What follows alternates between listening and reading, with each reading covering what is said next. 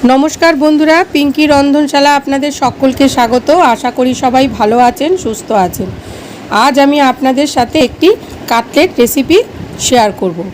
आमी आपनादेर साथे चिड़े खई दुई काटलेट रेसिपि शेयर करेछि। आज आमी शेयर करब डालिया दिए काटलेट। आपनारा के के खेयेछेन एई काटलेट अवश्यई आमाके कमेंट करे जानाबेन। ताहले बंधुरा चले जाई रान्नाय। आमी एखाने 1 कप डालिया जले 1 घंटा आगे भिजिए रेखेছিলাম। তারপর আমি চালনির মধ্যে দিয়ে ডালিয়াটাকে ছেঁকে নিয়েছি। দেখুন একদম শুকনো হয়ে গেছে। ডালিয়ার কাটলেট করতে বন্ধুরা আমি এখানে একটা সেদ্ধ আলু ম্যাশ করে নিয়েছি আর নিয়েছি পেঁয়াজ কাঁচা লঙ্কা কুচি আর একটা ডিম সেদ্ধ করে আমি গ্রেট করে নিয়েছি। নিয়েছি কিছু বিনস কুচি আর নিয়েছি কিছু গাজর কুচি আর এখানে আদা রসুন কুচি। কড়াই দিয়ে দিয়েছি সাদা তেল। তেল গরম হয়ে গেছে। এর মধ্যে আমি লঙ্কা পেঁয়াজ কুচি দিয়ে দিলাম। পেঁয়াজটা আমি একটু হালকা করে ভেজে নেব।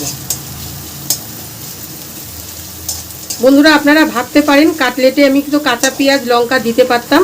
এইগুলো যখন লবণের সাথে পড়বে তখন পেঁয়াজ কাঁচা লঙ্কা বিনস গাজর এগুলো থেকে কিন্তু জল ছেড়ে দেবে, তখন কাটলেটটা কিন্তু আর মচমচা থাকবে না। সেই কারণে আমি এইগুলো একটু হালকা করে ফ্রাই করে নিচ্ছি। দিলাম আদা রসুন কুচি। আদা রসুনটাকেও একটু ভাজা ভাজা করে নেব।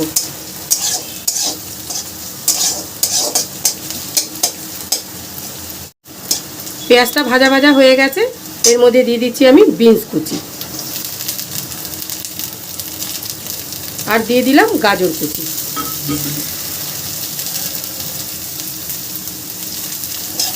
এগুলোকে একটু হালকা করে ভাজা ভাজা করে নেব।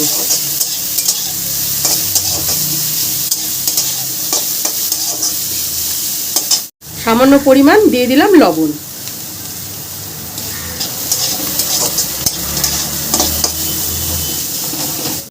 সবজিগুলো ভালো করে ভাজা ভাজা হয়ে গেছে। এবার আমি একটু সবজিগুলোকে ঠান্ডা করে নেব।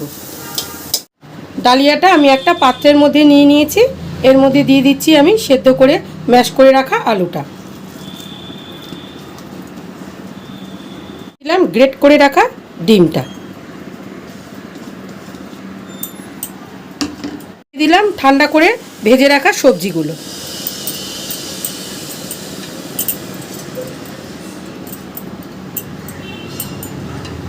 দিয়ে দিলাম চাট মশলা। দিয়ে দিলাম স্বাদ মতন লবণ।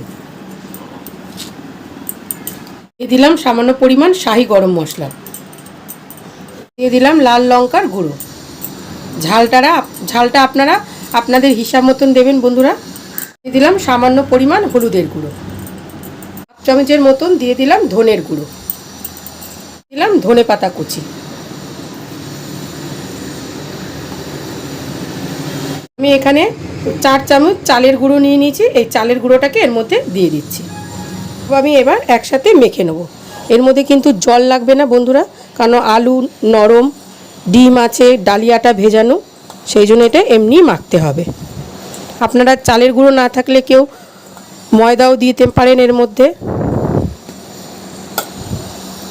সব কিছু একসাথে মিশিয়ে মেখে নিয়েছি ডালিয়াটা। দেখুন এইভাবে মেখে নিতে হবে। এবার আমি হাত ধুয়ে ফিরে আসছি। হাতে নিয়ে নিয়েছি আমি সাদা তেল। সাদা তেলটা আমি এবার হাতে মাখিয়ে নিচ্ছি। এবার আমি কাটলেটের আকারে গড়ে নেব।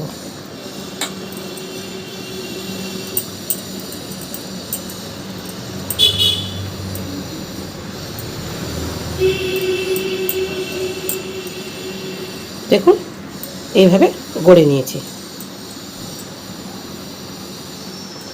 আমি এখানে একটা প্লেটের মধ্যে শুকনো ডালিয়া নিয়ে নিয়েছি।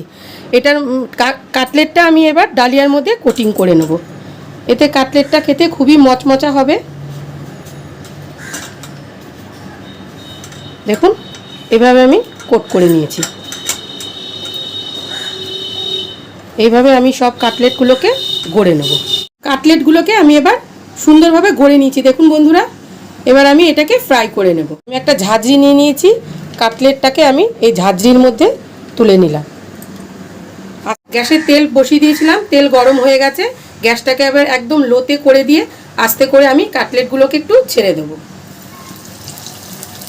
এইভাবে ছাড়লে হাতে ছ্যাঁকা লাগবে না। আমি আরও একটা কাটলেট আপনাকে ছেড়ে দেখিয়ে দিচ্ছি।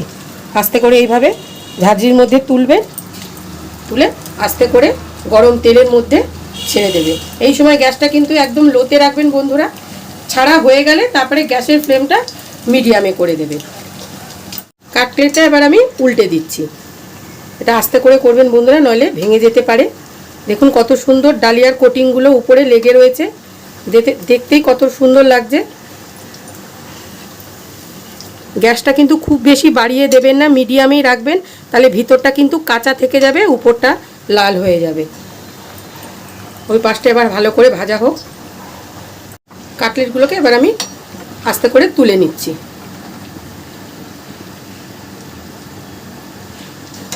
আমি টিস্যুর উপরে আস্তে করে তুলে নিচ্ছি।